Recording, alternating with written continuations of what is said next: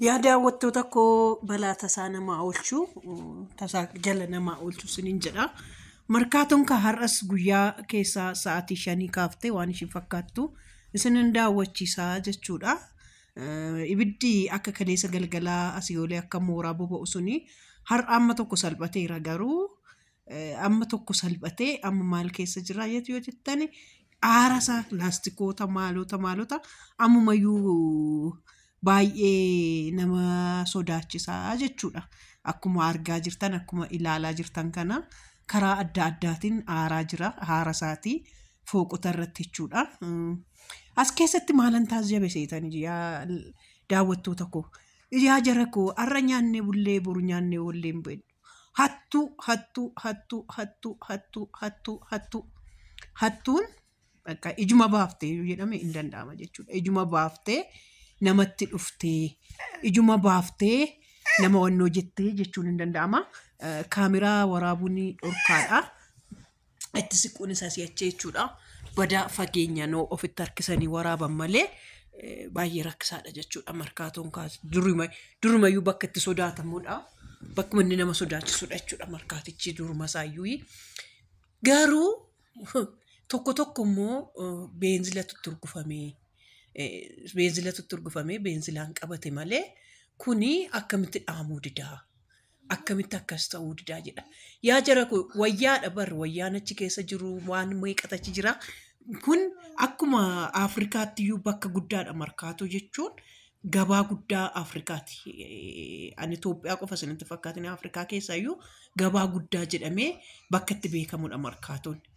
Waan meeqatachi keessatti argama waan meeqatachi keessa jira waan meeqa boba'aa jira jechuudha. Hamma yeroo kanatti garuu jaroonni ol ga'anii maal jedhaa jiru beenzila turgufanitti isaanumatu beekaa gubaa jira jedhu. Ani natti fakkaatu cubbuu ofitti fudhateen. Ani cubbuu ofitti fudhadhu dhugaa rabbii natti fakkaatu. Maaliif hojjettani namni qabeenya isaan balleessu hammamillee nama hamaa ta'a. Hammamillee hammeenya guddaa yaada. Ka amma kanaan qabeenya isaan balleessu. Maaliif hojjettan qabeenya hedduudha ka qabeenya galii achirraa galu. Markaatoo jechuun koo guyyaa takkatti galii meeqa galchaa oolu seetan. Iyyeessa meeqatu achitti daldalaa oolaa. Iyyeessa meeqatu achi keessatti waan meeqa godhee jechuudha. Anachi keessa oolu jechuudha. Gabaan markaatoo keessatti aduun hin dhiitu jedhama. Aduun hin dhiitu dhiyaan beektu jedhama. Halkan keessa sa'aatii 6 sodattan enuma bakka nama mool keessa yaa'u argitu markaatoo kana guyyaa markaatoo achi keessatti ooltanii yookaan ilaaltanii akkama magaalaan Finfinnee kun akkamitti danda'a laataan nama jechisiisu yoo jiraate markaatoodha.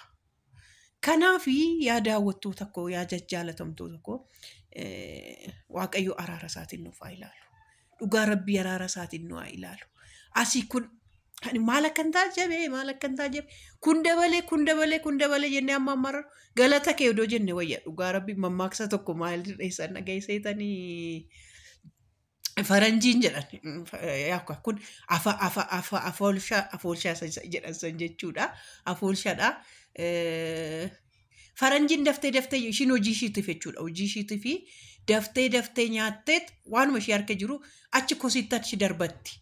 Ankeenya immoo maal godhuu bisheessanii isuma kennameef iyyuu immoo galateeffatanii isuma afaan tokko iyyuu godhatan galata kee yaa rabbii jedheetti deema jechuudha. Achumaan Waaqayyo maal jedheedhanii kana kitaaba qulqulluu irratti hin barreeffamne wayin quraana irrattis hin barreeffamne afaanidha ishee ijoollee adirraa keessan jechuudha. Bakka Itoophiyaan quufteetti kanaaf galateeffatti. Warri isaan kun immoo faranjiin immoo sooressa miti warri nyaatanii achi darbatanii hojiitti fiigan sun isaan immoo beelaaniiru maalan dabalaa fi maalan kennaa fi maalan godhaa fi jedheeti waan akkasii godhaa jechuudha. Akkasidha natti yayyadhu jechuudha. Kanaafiyyuu Waaqayyoon akkuma galateeffanne akkuma wannoo san nu haa godhu malee yaa rabbii koo jechuudha. Akka wayin akkuma faranjii san nyaanne achi akka daddarbanneetuma deemnee Waaqayyo nu ilaalu kan godhu jenna. Nama kofalchiisu garuu yeroo gaan dhageettan baay'een gadde maaliif nama gaddisiisa. Waaqayyo biyya keenya ilaalu. Waaqayyo biyya keenya mul'atu dhugaa Waaqa jiraata. Kanaan oliyyuu ganaa nutti dhufuu danda'a yaa rabbi. Sochii lafaa jennee tafarsine beektu. Sochii lafni eessa jechuudha. Ashoo wannoottaan fantaalletti dhodho'ee Oggaa asii in sosocho'a jechuun wannoo isaatu urgufa isaatu namatti dhaga'ama malee sochiin faru in afarsame. Kunoo afarsuurra dhugaa rabbii galata kee jedhanii yoo bira darban san wayya. Yoo ush jedhanii bira darban wayya. Waan afarsan waanuma salphaa miti. Akkuma biyyattii keessatti iyyuu jechuudhaan yeroo amma wageenyaaf dulloomaan jira miti dhaanu gara jaartummaatti deemaa jira. Helikooftariidhaan dhaamee anan Finfinneen argaa jira. Bakka aeroppilaaniidhaan itti raccaamee helikooftariidhaan akkasitti itti raccaamee abidda dhaamaa jiru isa kanan argee yaa daawwattoota koo kanan argee dhugaa akka mooraa dhugaa boba'u akka mooraa dhugaa inni qilleensarra balali'ee tokko akkasidha. Amma garuu akkuma argaa jirtan kana uummanni isaas ol keessa yaa'aa jira. Akkasumas hattuunis jirti qaqqabamannoo jechuudha. Amma tokko haaraa jira malee qabbanaa'eera irraa wannoo jireera siniin jedha. Waaqayyoon waa eeguu biyya keenya saatissuu isinis bakka jirtanitti isin haa tiksuu siniin jedha abidda tasaa nama jalaa oolchu dhugaa rabbii ganamaan gannii boonyee odoon biidoo gannii dhafan hojjedha jedhee yaadaa jiru. Kunoo markaatoon boba'e gannii jalaa isa akkasitti suuqishii maal maashii gubateettanii gannii horoo san jechuudha. Gaafaas garagarummaa kunoo an keenya iyyuu jechuudha ma'aatii akkasii jala namaa oolchu waaqayyo. Ukuma dhugaa rabbii. Namni ofii qabsiisanii ofii isaaniitti helikooftariidhaan akkasitti dhaamsuudhaaf akkasitti hin godhanii. Amma helikooftariin nuun jechuudha galgala isinitti odeessidha. Bishooftu irra mana keenya irra darbite akkasitti deddeebi'aa turte sadii moo meeqa daddabaraa turte galgala jechuudha. Amma sa'a 8tti aggaashiin asirra ursitee nurra dabartu argaan ture. Warri immoo tiktookaroonni naannoo san jiranii liivii dabarsaa turanii. Achi keessaa garuu immoo viidiyoo tokko immoo sooshaal miidiyaa kanarra deddeebi'aa jiru. Raachee Tasfaayee odoon beekin helikooftariidhaan biyyi keenya guddatte innis hin agarre kan waan hin agarreef bara. Biyyi keenya guddatte helikooftariidhaan ibiddi dhaamaa jira jedhee dubbate baay'ee deddeebi'aa jirti jechi raachuun jedhe suni. Inniyyuu waan harka keessaa qabaniif isaan wannoodhaan finnaanee taa'ee geemii taphataa ture maal jedhee bahee deemuu qabaa ture. Waan hin jedhamne hin jiru miti akkasuma naanna'aa ture. Waaqayyo kaan waa eeguu waaqayyo nu ilaallatu malee maal goonare maal jenna boonyees dadhabne iyyines dadhabne haasofnes dadhabne waaqayyo nuuf haa mul'atu nuuf kadhadhaa dhugaa rabbii gara dhuma bakka Finfinneen kun nagaa turte Finfinnee kana immoo kunoo kanaan rukutaa jira. Adaraa nuuf kadhadhaa. Kadhannaa nama barbaachisa dhugaa rabbii kadhannaa cimaa nama barbaachisa waaqni bichaan namaa mil'atu waaqni bichaan namaa ilaalu kanarratti jechuun qabeenya irratti dhugaa akkas ta'u baay'ee ulfaata. Gabaa guddaa jechuun markaatoo jechuun kun gabaa guddaa. Maaloo hiyyeessa meeqatu ittiin bula seetan? Hiyyeessa meeqa haadha hiyyeessaa meeqa? Gara Wallaggaatti deemaa gara Wallootti deemaa gara Gondoritti deemaa gara Jimmaatti deemaa. Kooriko bakka gabaa guddaa jechuun Afrikaa keessa gara hundumtuu dhufee markaatoodhaa fudhatee mana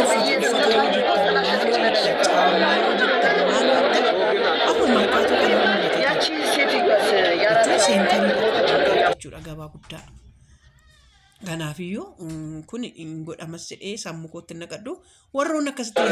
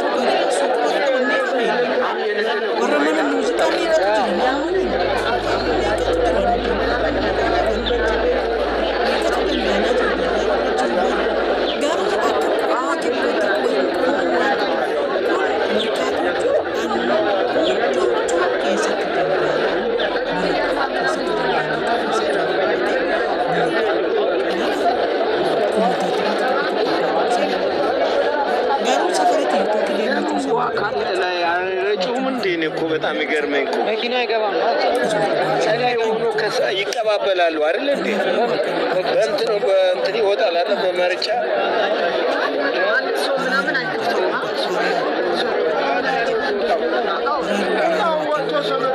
ምንም ነገር ባዶ ነው እኔ ሁለቱ ተቃጠለ ማታ ሁለቱ ተቃጥዬ ተዳስለ